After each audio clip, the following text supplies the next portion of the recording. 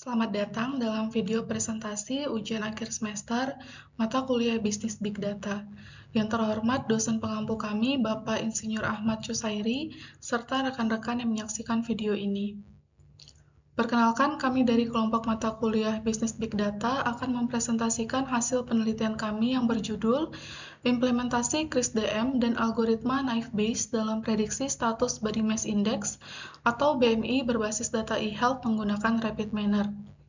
Presentasi ini disusun sebagai pemenuhan tugas ujian akhir semester pada program studi S1 PJJ Manajemen Universitas Siber Asia. Kelompok kami beranggotakan 5 orang, yaitu saya sendiri, Eya Nabisa, kemudian Malinda Eka Pujianto, Muhammad Bintang Albana Yuda, Sarvito Prima, dan Sigit Iskandar Pamungkas.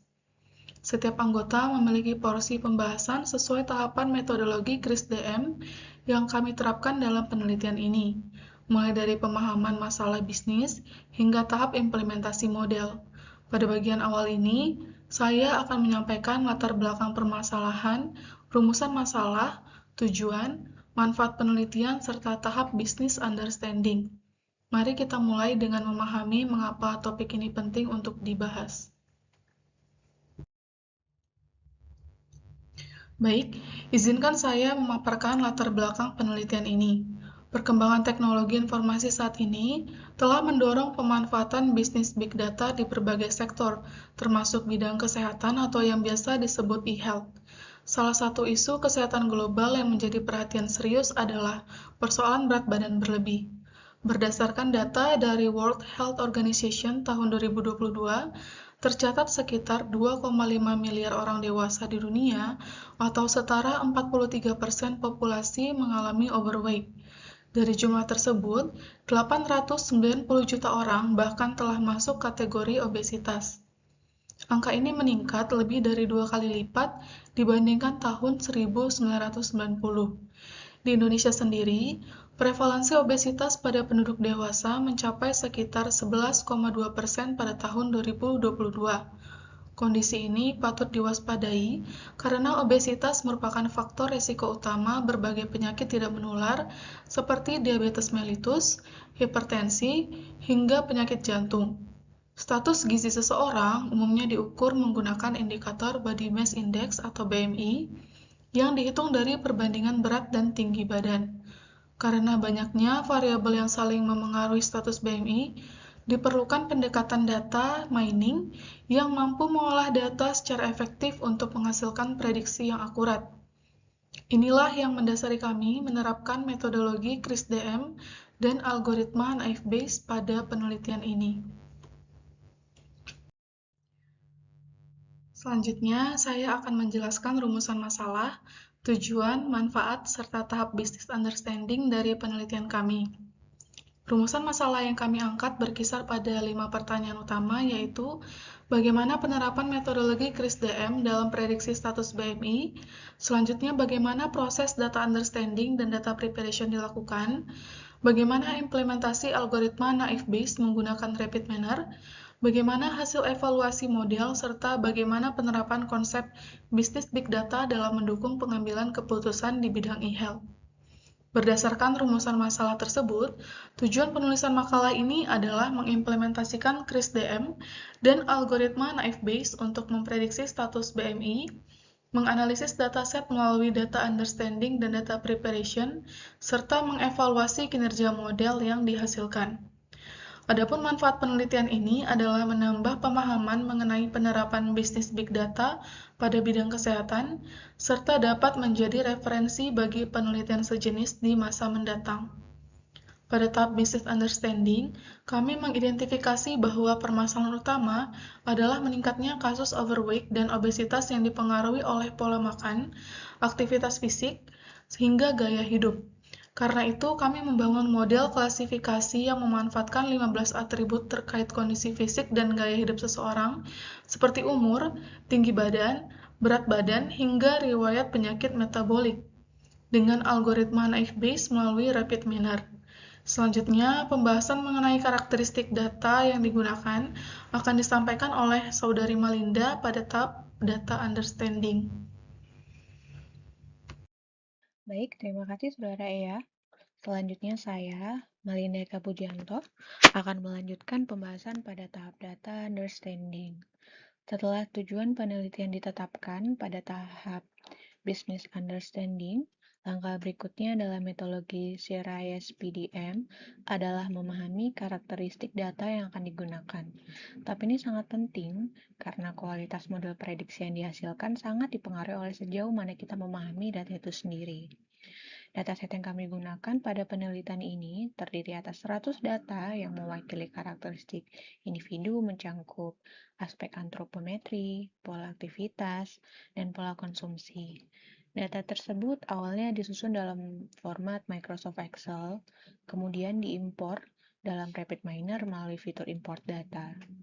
Selama proses import, kami melakukan pemeriksaan terhadap struktur data untuk memastikan bahwa seluruh atribut, baik yang bertipe numerik maupun nominal, dapat dikenali dengan benar oleh sistem. Proses ini menjadi fondasi penting sebelum kami masuk ke tahap eksplorasi atribut secara lebih mendalam, yang akan saya jelaskan pada slide berikutnya.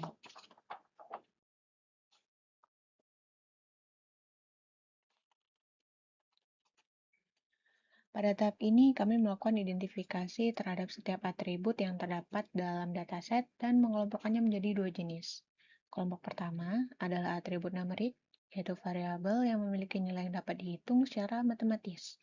Meliputi apa saja, yaitu meliputi umur, tinggi badan, berat badan, persentase lemak tubuh, kebutuhan kalori, konsumsi protein, konsumsi karbohidrat, tingkat pinggang, jam tidur, frekuensi olahraga, serta asupan air.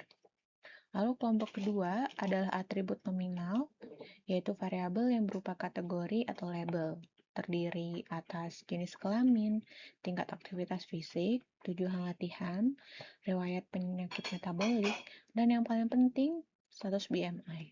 Status BMI inilah yang nantinya berperan sebagai variabel target atau label dalam proses klasifikasi yang membagi kondisi individu ke dalam 3 kategori, yaitu normal, overweight, dan obesitas.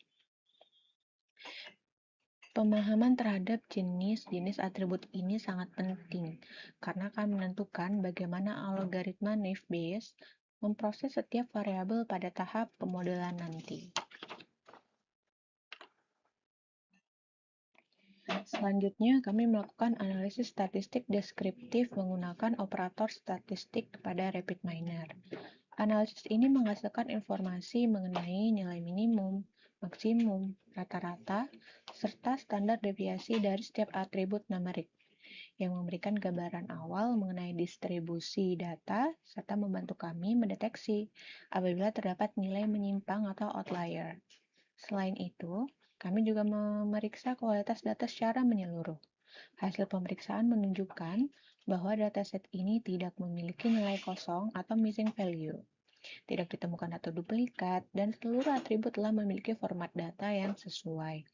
Dengan hasil pemeriksaan tersebut, dataset kami dinyatakan telah memenuhi syarat untuk digunakan pada tahapan berikutnya tanpa memerlukan proses pembersihan data yang rumit. Ini merupakan kondisi yang ideal karena artinya kami dapat langsung fokus pada tahap data preparation. Untuk pembahasan lebih lanjut mengenai persiapan data dan analisis korelasi antar variabel akan disampaikan oleh Saudara Bintang.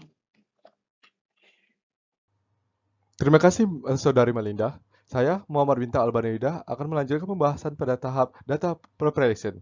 Tahap ini merupakan salah satu tahap paling penting dalam metodologi CRISP-DM, karena menurut Chapman dan kawan-kawan pada tahun 2000, sebagian besar waktu dalam proyek data mining justru dihabiskan pada tahap preparation data ini. Data yang belum dipersiapkan dengan baik dapat menyebabkan hasil analisis menjadi kurang akurat.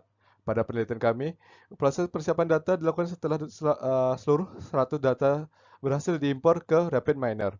Langkah pertama yang kami lakukan adalah mengidentifikasi atribut mana yang berperan sebagai variabel prediktor dan mana yang menjadi variabel target. Variabel status BMI kami tetapkan sebagai atribut target atau label, karena tujuan penelitian ini memang untuk mengklarifikasi kondisi BMI seseorang di dalam kategori normal, overweight, atau obesitas.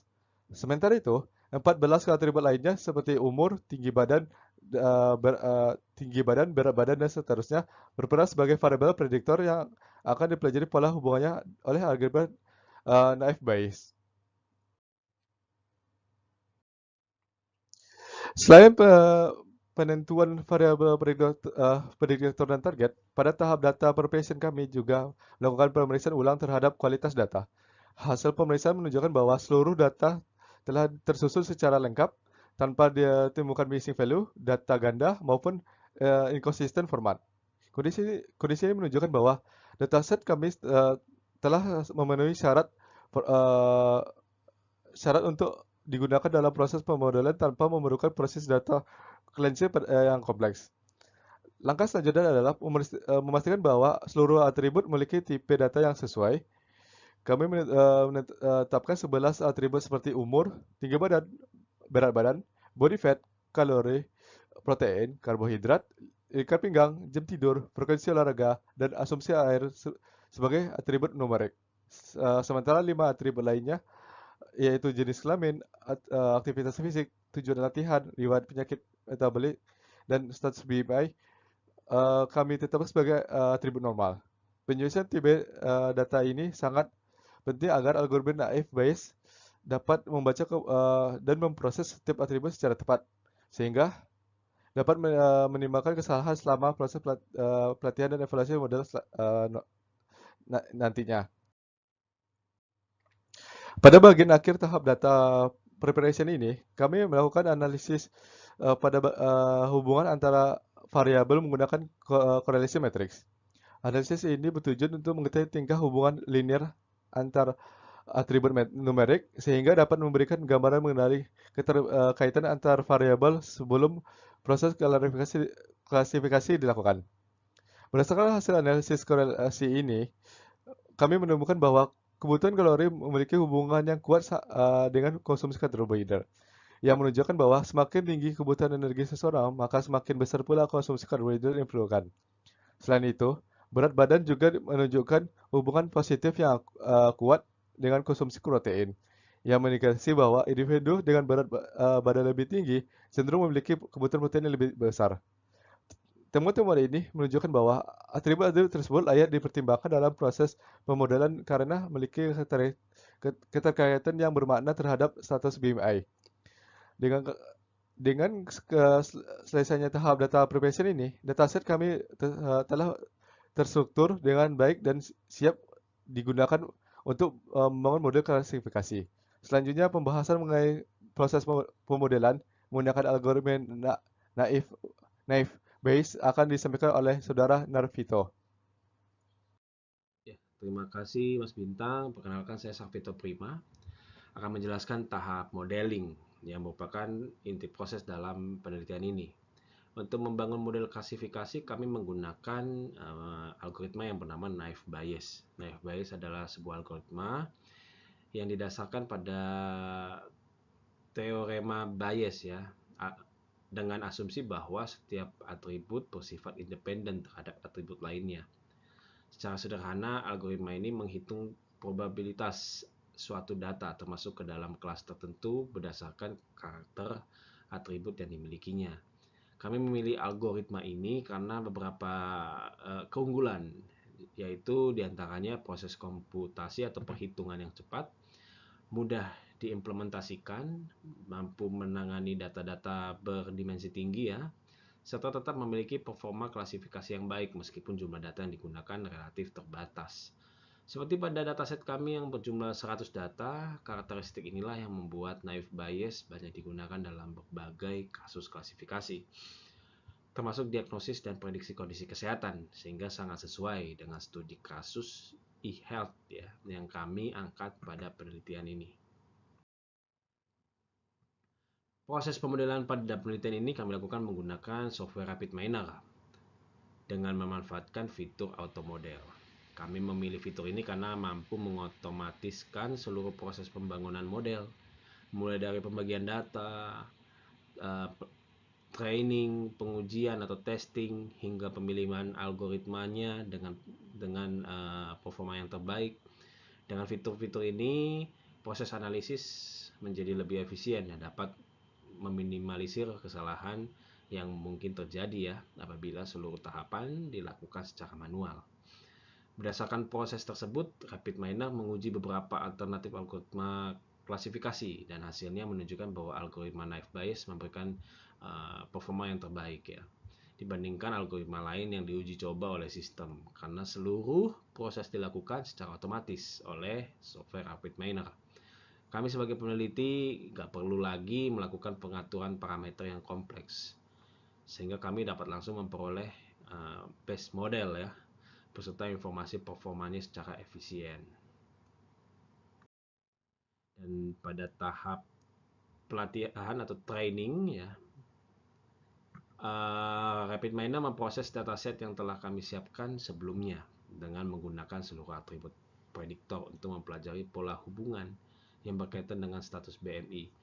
Proses ini memungkinkan model untuk mengenali karakteristik data, misalnya bagaimana kombinasi berat badan, body fat, lalu kebutuhan kalori dan apalagi ya pola konsumsi berkaitan dengan kategori BMI seseorang. Setelah proses pelatihan selesai, sistem kemudian melakukan pengujian atau testing ya terhadap model yang telah dibangun untuk mengukur seberapa baik model tersebut dapat mengklasifikasikan data secara tepat. Hasil dari proses training dan testing inilah yang menjadi dasar bagi kami untuk melakukan evaluasi lebih lanjut lagi terhadap kinerja model, seperti mengukur tingkat akurasi dan indikator performa lainnya. Dengan proses yang otomatis dan sistematis ini, kami memperoleh model klasifikasi naive Bayes yang siap untuk dievaluasi.